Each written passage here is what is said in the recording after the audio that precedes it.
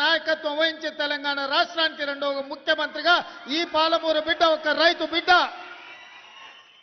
మీ సోదరుడు మీతో పాటే ఉండి మీతో పాటే పెరిగి ఒక జడ్పీటీసీగా ఎమ్మెల్సీగా ఎమ్మెల్యేగా ఎంపీగా కాంగ్రెస్ పార్టీ అధ్యక్షుడిగా ఈనాడు తెలంగాణ రాష్ట్ర ముఖ్యమంత్రిగా మీ ముందు నిలబడ్డాడంటే మీరు నిండు మనసుతో ఆశీర్వదించి పాలమూరు గడ్డ ప్రేమిస్తే ప్రాణం ఇస్తుంది, మోసగిస్తే పాతాళానికి తొక్కుతుంది అని నిరూపించరు. నేనెందుకు ఈ మాట చెబుతున్నా అంటే 2009లో ఒక ఆయన తెలంగాణ ఉద్యమం బలపడాలి, తెలంగాణ రాష్ట్రం రావాలి అని అంటే ఈ ప్రాంతం నుంచి పార్లమెంటుకు వెళ్ళాలి అని వలస వచ్చి మనల్ని అడిగిండు. వలస వెళ్ళే మనకు వలసల బాధలు తెలుసు. అందుకే వలస వచ్చిన తెలంగాణ సమస్య తెలంగాణ రాష్ట్ర సాధనతోనే పరిష్కారం అవుతుంది.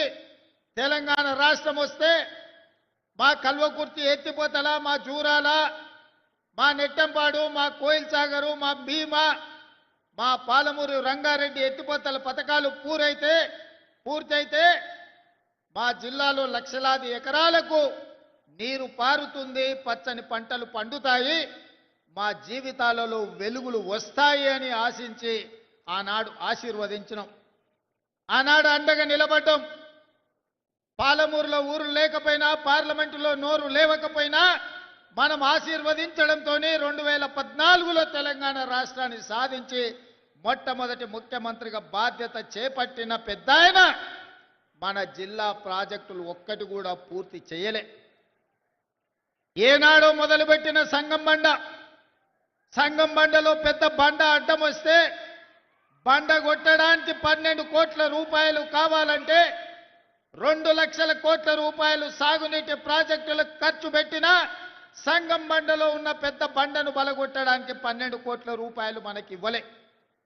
మన ప్రాజెక్టులు, మన సంగమండ ప్రాంతం ఒక కోయిల్ సాగర్ కావచ్చు, ఒక నెట్టంపాడు కావచ్చు, ఒక జూరాల కావచ్చు, ఒక కల్వకుర్తి ఎత్తిపోతల కావచ్చు, ఒక పాలమూరు రంగారెడ్డి ప్రాజెక్టు కావచ్చు, మన సాగునీరు, మన తాగునీరు కోసం ఏనాడు వాళ్ళు తాపత్రయపడలేదు, ఏనాడు మన సమస్యల్ని పరిష్కరించడానికి ప్రయత్నం చేయలేదు. అందుకే అన్ని ఆలోచన చేసి ఇక వాడికో వీడికో పెత్తనం ఇచ్చి ఈరోజు వాళ్ళని అడుక్కునే పరిస్థితి కాదు. మా బిడ్డ మా ఓడే ఈ తెలంగాణలో పెత్తనం ఉండాలి, మట్టి పనికి పోయినా ఇంటోడే పోవాలని పెద్దోళ్ళు ఎట్లయితే అన్నారో ఇవాళ మట్టి పని పార పని చేసే మన పాలమూరు ప్రజలు ఈనాడు పాలమూరు బిడ్డనే ఆశీర్వదించి తెలంగాణలో అధికారాన్ని కట్టబెట్టిండ్రు. అందుకే ఇవాళ మా పెద్దలు దామోదర్ రాజనరసింహ గారి సహకారంతో, మా మిత్రులు కోమటిరెడ్డి వెంకటరెడ్డి గారి సహకారంతో ఈనాడు కల్వకుర్తి ప్రాజెక్టులను పూర్తి చేసుకోవడమే కాదు, పాలమూరు రంగారెడ్డి ఎత్తిపోతల ప్రాజెక్టులో భాగంగా మా అనిరుద్ధ్ రెడ్డి ఎన్నాళ్ళ నుంచో మా ప్రాజెక్టుకు R&R సరైన న్యాయం జరగలే. న్యాయం జరగాలి అని అంటే ఈనాడు ఆ ప్రాజెక్టుకు సంబంధించిన R&R నిధులు 100% మంజూరు చేసి ఈరోజు ఆ ప్రాజెక్టును పూర్తి చేసుకోవడానికి మనం అడుగులు వేస్తున్నాం.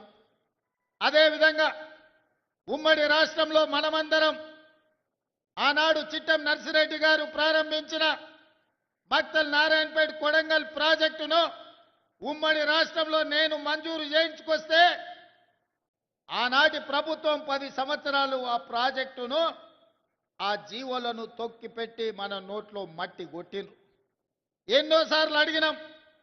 ఈ ప్రాంతంలో చాలా మంది రైతులు నారాయణపేట కొడంగల్ ఎత్తిపోతల పథకానికి 69 జీవో సాధన సమితి ఏర్పాటు చేసుకొని గ్రామాన గల్లీ తిరిగి గొంతెత్తి మాట్లాడి, కానీ 10 సంవత్సరాలు మన బాధ విన్నోడు లేడు, మన బాధని అర్థం చేసుకున్నోడు లేడు.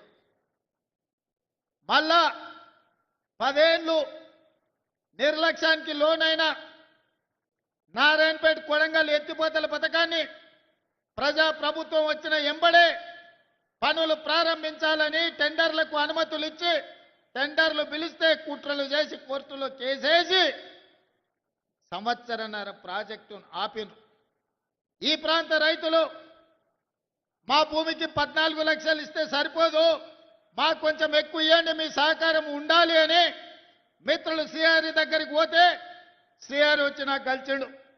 అన్న రైతులు బాధపడుతున్నారు, మా రైతులకు కష్టంగా ఉన్నది, జర తక్కువ అవుతున్నది, ఎట్లన్నా ఏమన్నా చెయ్యాలని. నేను ఒక మాట చెప్పిన మంత్రికి, శ్రీహరి పోయి రైతులతోనే మాట్లాడు, అడుగు వాళ్ళను, ఏమడుగుతారో చెప్పమని. అడిగింది ఇద్దామని చెప్పిన. అన్న 19-20 లక్షలు ఇస్తే చాలన్నారు. 19 కాదు, ఎకరాకి 20 లక్షల ప్రకారం ఇద్దాము, ఏ రైతు కూడా నష్టం జరగనియొద్దు అంటే మా శ్రీహరి గారు పోయి రైతులతో కూర్చొని మాట్లాడి 96% రైతులను ఒప్పించి భారతదేశ చరిత్రలోనే సొంత భూమిని కన్న తల్లిలాగా భావించే మా రైతులు 96% మేము భూమి ఇస్తున్నామని సంతకాలు పెట్టి కాగితాలు ఇస్తే మొన్నటి కేబినెట్లో ఎకరాకి 20 లక్షల రూపాయల రక ఇవాళ నష్ట పరిహారం మక్తల్ నారాయణపేట కొడంగల్ ప్రాజెక్టుకు మనం మంజూరు చేసుకున్నాం. దాదాపుగా 5,000 కోట్ల రూపాయలతోటి 1,15,000 ఎకరాలకు కృష్ణానదిలో నికర జలాలను వాడుకొని మన పక్క నుంచే నీళ్లు పోతున్నా మన భూములు ఎడారిగా మారి ఎండిపోతుంటే ఈ 75 సంవత్సరాల ప్రజాస్వామ్యంలో మనకు నీళ్ళు ఇవ్వాలన్న ఆలోచన చేయలే. అందుకే ఈనాడు రైతులను కష్టపెట్టకుండా రైతులకు నష్ట పరిహారాన్ని వాళ్ళు అడిగినంత ఇచ్చి ఈనాడు భూసేకరణ చేసి పనులు ప్రారంభించుకుంటున్నాం.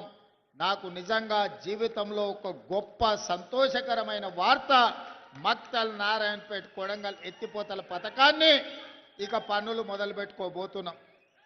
నేను మా రైతాంగ సోదరులకు ఒక మాట చెప్పదలుచుకున్నా.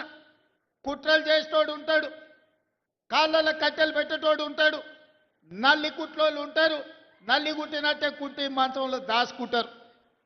మనం ఇప్పుడు గిన చేసుకోకపోతే ఇక జీవితంలో ఎన్నడూ రాదు. 2014 నాడు వచ్చిన 69 జీవో 2024 వరకు అది ఎక్కడనో పాతాళానికి తొక్కివేయబడ్డది. మళ్ళీ మనకు అవకాశం వస్తేనే తెర మీదకి వచ్చింది.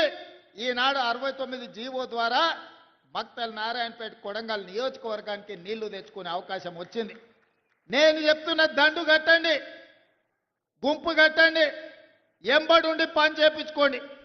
ఎవడన్నా కాంట్రాక్టర్ అధికారు రాత్రి పగలు రోజుకి 24 గంటలు 2 సంవత్సరాలలో ఈ ప్రాజెక్టును పూర్తి చేయకపోతే ఈపు విమాన మోత మోగుతుందని మా యువకులు దండు కట్టి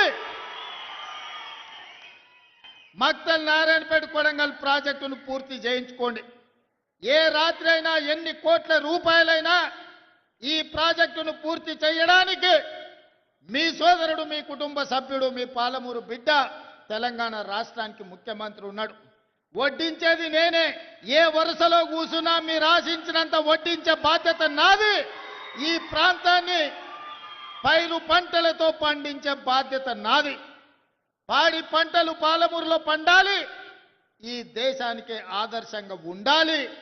దానికి మా యువకులు నడుము బిగించాలి. అదేవిధంగా ఇరిగేషనే కాదు, ఎడ్యుకేషన్ని కూడా ఒక ప్రాధాన్యత కింద తీసుకున్నాం. మనం వెనుకబడడానికి, మన పిల్లలు వలసలు కూలీలు కావడానికి కారణం మన పిల్లలు ఉన్నత చదువులు చదువుకోకపోవడం, మన పిల్లలు బడికి పోకపోవడం, మన పిల్లలకు నాణ్యమైన విద్య అందకపోవడం. తద్వారా ఈ ప్రాంతంలో ఉన్న పేదలు 90% ఎస్సీ, ఎస్టీ, బీసీ, మైనారిటీ పిల్లలు ఎవరైతే ఉన్నారో ఈరోజు చదువుకు దూరమైనరు, వ్యవసాయ కూలీలుగా మారిన, వలసలు పోతున్నారు.